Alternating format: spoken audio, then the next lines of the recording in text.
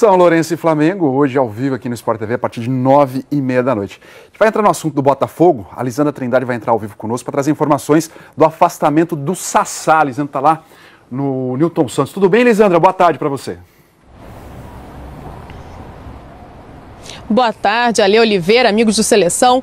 Boa tarde a todos. É isso, que era dúvida, agora é certeza. O Sassá não vai ser relacionado para o jogo de amanhã, Botafogo e Atlético Nacional pela Libertadores. Ele que foi também cortado do jogo anterior contra o Grêmio, domingo pelo Campeonato Brasileiro. O problema do Sassá é indisciplina. Ele vinha se atrasando para os treinos, não cumpriu com todas as atividades que estavam planejadas para ele. Foi para a noite também, postou foto em boate, enfim. Deu no que deu. Diretoria e comissão técnica resolveram afastá-lo. Agora há pouco, o técnico Jair Ventura, inclusive, deu uma coletiva de imprensa aqui no estádio Newton Santos. Lógico, foi perguntado sobre o assunto, mas ele não quis falar muito sobre o Sassá. Vamos ouvi-lo. Eu tinha que falar a respeito do Sassá, eu falei na minha última coletiva. Vocês todos já sabem. E agora sobre o futuro só depende do atleta. É isso que eu tenho para falar sobre.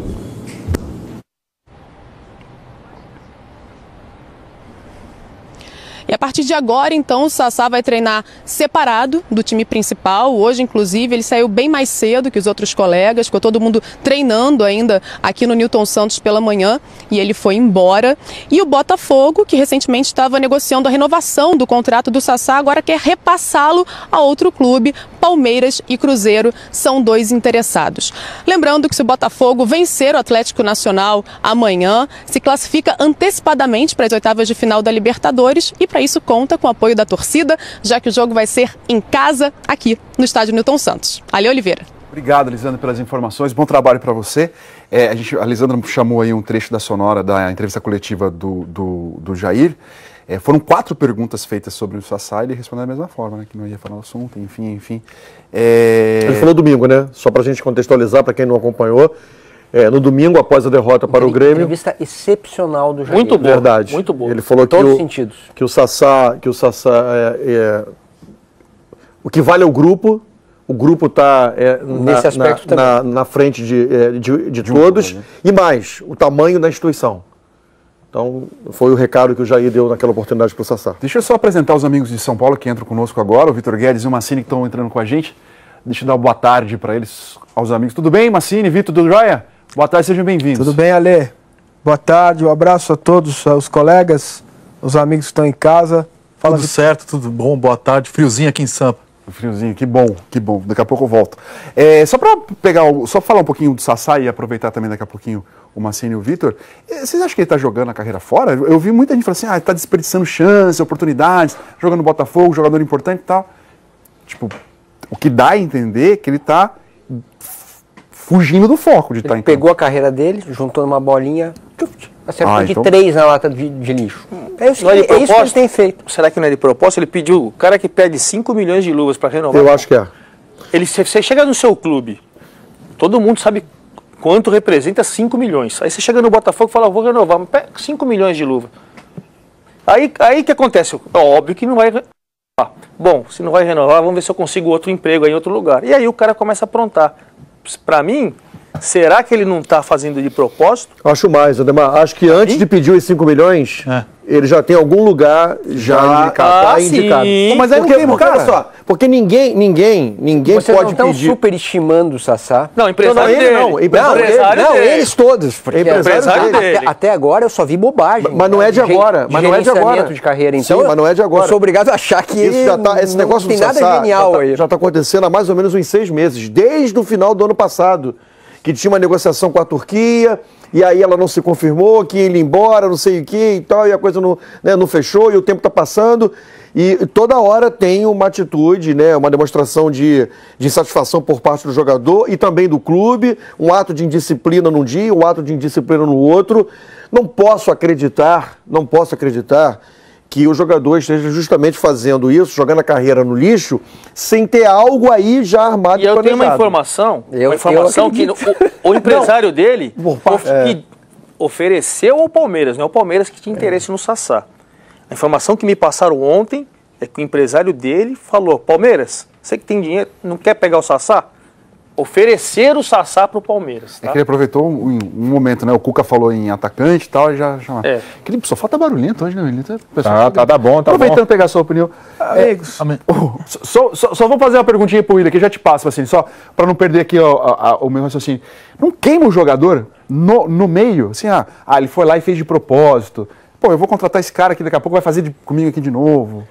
É ruim, eu tenho isso em mente. Se eu estou na parte diretiva de algum clube, eu vou olhar 2, 3 vezes antes de tê-lo como primeiro da lista. Mas, jogador não só de futebol, jogador de todos os esportes, o cara é problemático, algumas vezes ele é problemático porque ele é acima da média. Acho o Sassá um bom jogador que ainda tem que provar algumas coisas. Mas, se o cara está insatisfeito no Botafogo, algum outro clube no Brasil pode dar uma oportunidade, desde que faça um contrato interessante, se protegendo contra possíveis comportamentos ruins, sabe? Eu acho que ele vai ter mercado ainda, mas sempre com uma ressalva. Eu tive um técnico que falava assim, na base, falava, vocês têm que ser jogador do I e não do Mas. A gente ficava olhando assim, alguém tem que falar de vocês assim, o Willian é bom jogador, faz isso, e, além disso, você vai somar. Não aquele jogador, ele é bom jogador, mas, porque esse mas vai te valorizar menos, seu salário vai ser menor, a dúvida, a transferência talvez não aconteça por causa desse mas. E para mim o Sassá está colocando muitos mas na sua carreira, no início. Você falou I, eu fiquei pensando, mas é jogador do E, né? Porque a gente fala de BH, a gente fala aí. Ô, Marcinho, você chamou aí, pode falar à vontade. Eu ando numa fase meio seu Saraiva, sabe assim? Meio sem paciência, porque o futebol é uma dádiva para muitos e para o Sassá também. O Sassá, ele teve aí aqui no Seleção, aí no Rio, né? Mas aqui no Seleção, é um garotão, bem humorado. Agora, se ele não tem consciência, entendimento do que significa o futebol profissional, o que me incomoda é que os clubes sempre vão abrir a porta, vão dar uma oportunidade. Aqui é diferente, acolá é diferente. Quando o sentido da coisa seria, de fato, os clubes fecharem, de fato, a porta para ele. Para que ele pudesse aprender definitivamente que ele tem que se comportar como um profissional. A medida pedagógica nunca vem no futebol brasileiro. Vai ter sempre alguém aqui, outro ali, que vai abraçar, que vai dizer que é diferente. Vai fazer esse movimento. Entendeu? O cara, se ele quer ir embora do Botafogo, joga muito. Ele é reserva do Roger. Não do inútil, somos inúteis, né? Não, do traje a rigor. Não. Mas o Roger, que não é um primor de centroavante. Então, assim, o que ele pretende? Ele acha que é quem? Sabe? Márcio, seu Saraiva nele, tô sem paciência. Tô nessa fase, seu Saraiva sua aí há uns 40 anos exato. E só sobre uma declaração do Sassá que me chamou a atenção, não sei se foi no Seleção, eu vi no Seleção, mas não sei se foi coletiva, se foi só aqui, que ele falou que se inspirava no Balotelli, mas só fora de campo. Quer dizer, é uma declaração bastante... Então, eu até entendo as condições sociais em que o jogador é formado, às vezes não tem uma estrutura familiar, mas hoje, cara, se o cara tiver o mínimo interesse, sabe, com 2, 3 minutos de leitura no celular, ele vai compreender que ele precisa ser mais responsável. Agora, minha dúvida, só em relação ao que o Willian falou, Capita, do mas, né? Em tese eu concordo com ele, mas a gente vê tantos exemplos que esse mais, no final das contas, acaba sendo apagado e o jogador, o profissional acaba caindo para cima porque assim, é possível que o Sassá se transfira para um time do mesmo tamanho ou até de mais torcida e ganhando mais do que ganha no Botafogo. Eu não acho que isso inverossímil, eu acho até bastante impossível, porque tem talento, não é um jogador consagrado, não é um Adriano, que as pessoas, o Adriano deu problema, mas já é o Adriano. Hoje, acertou um passe, fez 2 gols, o jogador já é quase uma estrela, já é cotado, e eu não duvido que ele caia para cima, e, entre aspas, porque isso não é um crime, né? Mas entre aspas, que o crime compense e esse atraso, essa indisciplina, como disse o Ademar, não seja programada. Mas as coisas no futebol são tão efêmeras que o Willian falou, é uma questão ética, né? De formar um caráter no jogador. Isso que o teu técnico estava tentando fazer na base. E daí acontece que o Vitor está falando. O cara faz 2 gols, Ele vai pra noite, mas tem outro mais seguido, que faz 2 gols no jogo, ele decide pra gente. Tem o outro lado do mais, né? Mas isso é no longo prazo, né? Ele, vamos lembrar do Jobson, no próprio Botafogo, foi tendo oportunidades. Só que chega na hora que passa a não ter o cair pra cima, passa a não acontecer mais. Você vai começar a cair pra baixo se ele continuar nesse mar. Porque às vezes o cara tem isso, sai e consegue mudar o comportamento em tempo de continuar a carreira, pelo menos ficar no nível intermediário profissionalmente. O que eu vejo, a maioria dos casos, é que tem um índice muito maior daqueles que não conseguem ter essa consciência em tempo de ainda acumular algum patrimônio. A maioria, quando acorda, é muito tarde, vai jogar em time Série C, Série D, que não tem nada contra, eu joguei, só que a ideia do jogador, do atleta, ele tem 15 anos de vida útil para formar um patrimônio e depois ter uma certa tranquilidade. Se você acorda quando faltam 2, 3 anos para sua carreira terminar, você acorda muito tarde. E aí esse patrimônio você não acumulou, o seu conhecimento para você de repente se empregar em outro lugar quando você parar, o pós-carreira, que é muito complicado para todo atleta, ele já não tem esse tempo, ele não se preparou para isso. E a gente vê assim, vários e vários casos, tristes casos de ex-atletas que jogaram, sim, de fato, a carreira. E aí, William, eu e o Serginho aqui, né, eu falei assim, porque eu estava falando do Sassá, aí o Serginho, porque ele jogou carreira, eu assim, não, pode ser um empresário. E aí eu queria saber de você o seguinte, você jogou futebol, você foi um jogador, obviamente teve o seu empresário.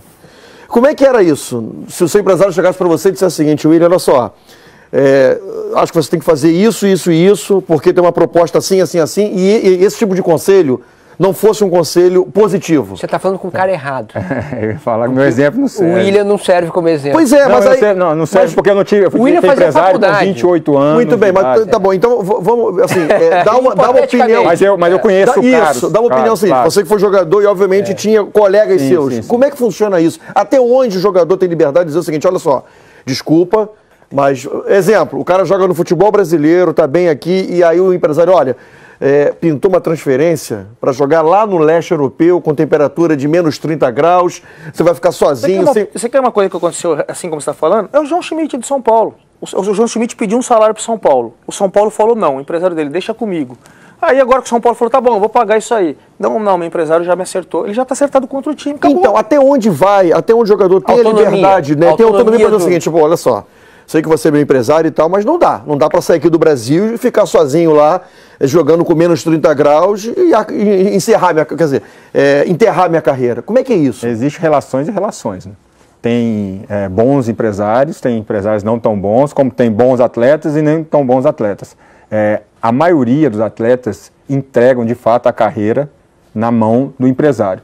Os familiares, pai e mãe, às vezes não são preparados também para discutir em relação a um plano de carreira. Eu sei de casos de atletas que, por exemplo, decidiu ir para a Ucrânia, porque ia ganhar muito mais. E do pai chegar e falar, não, você tem que ir para a Ucrânia. Mas tinha proposta de Portugal, Porto, tinha proposta do Arsenal, que talvez para planejamento de carreira ele teria mais sucesso. Mas no momento o pai entendeu que era melhor colocar dinheiro no bolso do que mais rápido do que no longo prazo, apostar. A maioria dos empresários pensam também assim em não contrariar muito o atleta.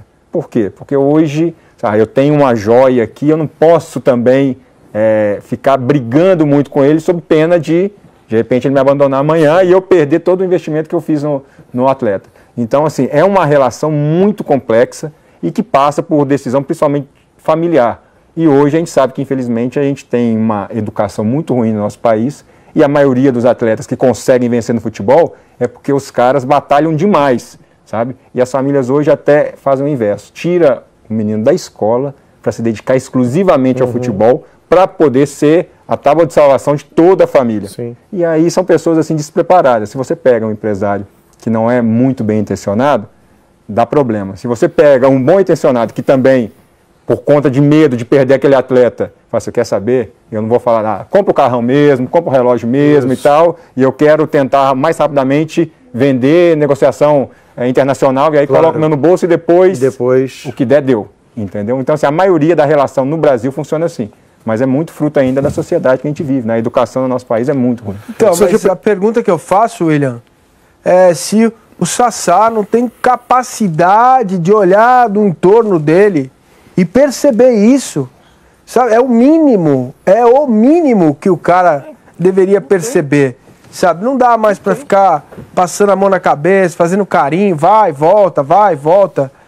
Não pode, o cara precisa ter o mínimo de profissionalismo. Não é para virar padre, claro que não. Você tem 7 dias na semana, dá para sair, dá para fazer o que quiser, entendeu? Mas alguns dias não dá. Será que o jogador, o ser humano não olha para isso e não compreende? Mas aí isso eu não consigo... Resposta para o Paulo Massini. Não, Massini, não. O Sassá já demonstrou em mais de uma vez que ele não tem a capacidade para perceber as coisas. E nesse caso específico tem algo assim que eu me coloco na pele do botafoguense, né?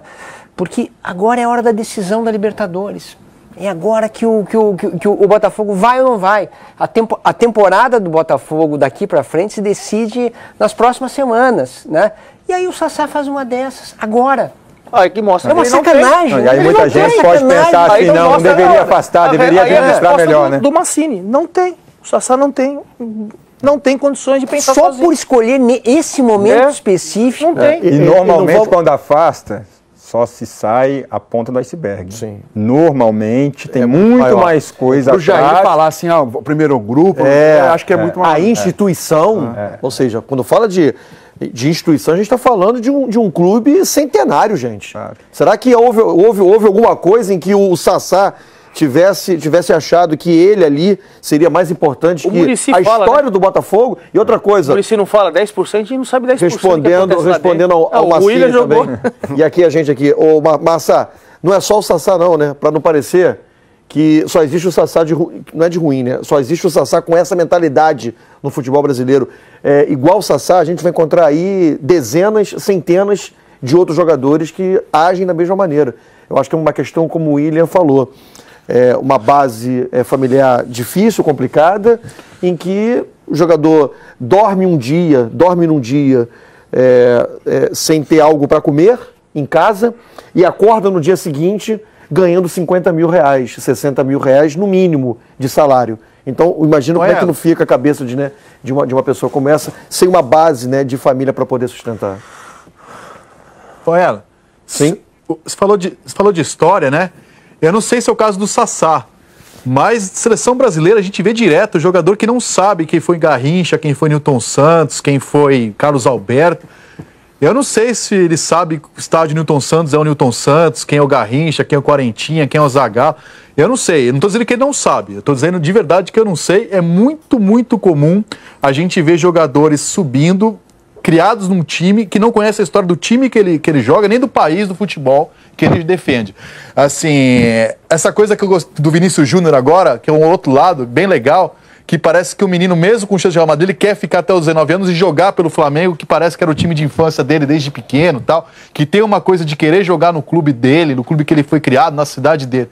A impressão que eu tenho, e o caso do Sassá é só mais um, de que os grandes times brasileiros hoje é o que antigamente era os times pequenos, assim. É um trampolim para você chegar no time grande. Hoje os times grandes nossos servem como os times pequenos antigamente em relação aos europeus, assim, pro transferência. Eu não sei se ele sabe a história do Botafogo, se ele sabe que é secular, se ele é mais importante que o Botafogo ou não. Então, mas aí eu tenho muita dúvida se ele tem essa consciência. Aí eu acho que o clube falha, sabe? Falha muito. Porque o clube entendeu, os clubes brasileiros entenderam que tinham que ter uma nutricionista, uma assistente social, um psicólogo, para cuidar do atleta, né? Mas não se esquece da família. Então, assim, um clube de futebol também precisa tratar a família do jogador, para você minimizar esse erro.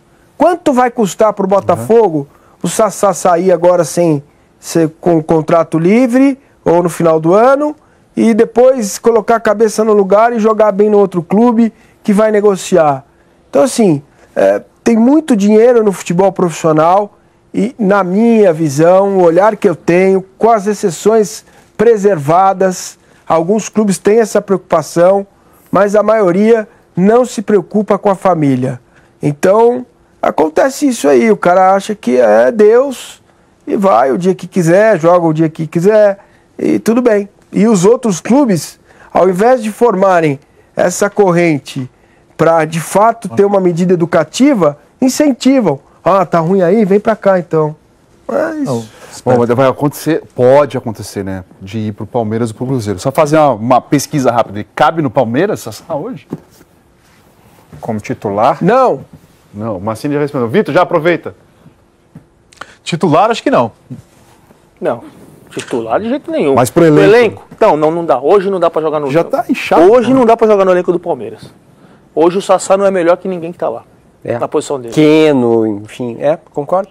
Eu acho concordo. Hoje que não tem vaga lá. Lá no Palmeiras não tem vaga. E o Cuca já teria dito que... O Cuca já teria dito que não tem chance. Ele poderia brigar nos times paulistas, eu acho que ele poderia brigar por uma vaga no São Paulo, poderia brigar por uma vaga no Corinthians, poderia brigar. Aliás, que é a especialidade dele, né? Brigar com a diretoria e tal. Etc. Assim, jogando bola, ele poderia brigar por uma posição, jogando bola. Mas no São Paulo e no Corinthians, sim. Talvez no Santos. E no Cruzeiro? No Cruzeiro, não. Quem joga mais, Sassá ou Casim? Sassá, claro. Então, isso que eu tô falando. Por isso que eu falo que... Pelô perdeu, né? Por isso que eu falei. Isso aí, mas... Por isso que eu falei São Paulo e Corinthians, você viu? Só quero reforçar uma coisa. O Casim vai, né? Não, só quero reforçar uma coisa aqui, que não é um problema de jogador de futebol, senão parece, a gente fica discutindo aqui, é uma questão da nossa sociedade. Pegue um garoto, um jovem, 20, 21 anos, 22 anos, dê dinheiro e dê fama para ele. E vê como ele vai se comportar. 90% vai fazer muita bobagem. Ver as pessoas que ganham na loteria. Muito dinheiro mal administrado. Muito dinheiro é problema. A música já fala, né? Dinheiro na mão é vendaval. Mas se você não tiver a consciência para administrar, e com fama ainda, e cheio de coisa que vem junto, é muito complexo administrar, não é fácil. Então, assim, a gente fala aqui do Sassá, já falamos do Jobson e outros exemplos, mas parece que é super fácil administrar dinheiro. E fama, e não é. Mas o time que contratar tem que ajudar, né? Não. Você sabe, se você vai contratar o Sassá, você é do Corinthians, lá um exemplo, você é um gerente, você vai ter que saber, não é só o Sassá, tem os problemas do Sassá. Então você vai ter que fazer, primeiro, um contrato, penso eu, mais ou menos de risco. Sassá, suas obrigações são essas, se você não fizer... Cláusula contratual. Cláusula contratual. E aí você dá um suporte também pro cara, porque você já vê que vai, né, todo esse conjunto que você está falando. Mas aí, até como exemplo, eu estava em Londres, numa época, morando lá, estudando, quando o Ozil foi contratado pelo Arsenal. E o Arsene é um cara que, o Wenger, que tem, assim, como princípio, ele cuida muito dos jovens, porque ele gosta de trabalhar com jogadores jovens, mas calhou, assim, de uma pessoa que eu conhecia, foi trabalhar momentaneamente pro Ozil, e ele, assim, eu me assustei. Ele não falava inglês, ele tinha o mesmo perfil de jogador brasileiro, assim, ele chegou lá, o aniversário dele foi ele, a namorada, essa minha amiga e um motorista. Sabe, o clube não se preocupou e o Ozil nunca decolou de fato no Arsenal, assim, oscila bastante. Pode ser da personalidade? Pode, mas o Arsenal, com o poder que tem, não poderia de repente ter pesquisado mais antes de trazer ele do Real Madrid. Ou então ter feito alguma coisa para inseri-lo, né? Exatamente. Então, assim, o lado humano, a gente fala dos atletas, mas o lado humano é muito posto de lado, no caso dos atletas. Muito posto, não é máquina. Concordo. Então, assim, cada um vai reagir de um jeito. E falta, quando o Massa falou muito bem de psicólogo, trabalha-se muito pouco com esses profissionais, dão muito pouca liberdade. Ao mesmo tempo, também a gente tem profissionais que não são tão experientes na área esportiva aqui no futebol brasileiro, mas a gente tinha que incentivar mais e buscar olhar o lado humano do atleta. Porque isso hoje, para mim, a gente evoluiu em parte física, em parte técnica, tática, mas o principal, que é aqui, ó, que é quem comanda o resto, a gente está anos-luz lá atrás. E dei o exemplo do Arsenal para ver que lá também tem os problemas que os clubes não se atentam para isso. Massini tinha chamado? Não, só para dizer que eu concordo com o William, que a gente fala do futebol, porque é o nosso contexto, né, desses meninos que estão inseridos nessa realidade de, como bem disse o Aiello, o cara dorme comendo pão com salada e acorda com escargot. Aliás, escargot é ruim, né, Vitão? Mas é caro. É ruim, mas é caro. Nunca é caro, eles devem comprar. Deixa eu botar a concorrência do Sassá e se ele for pro Palmeiras. O Palmeiras vai jogar hoje pela Copa do Brasil contra o Internacional.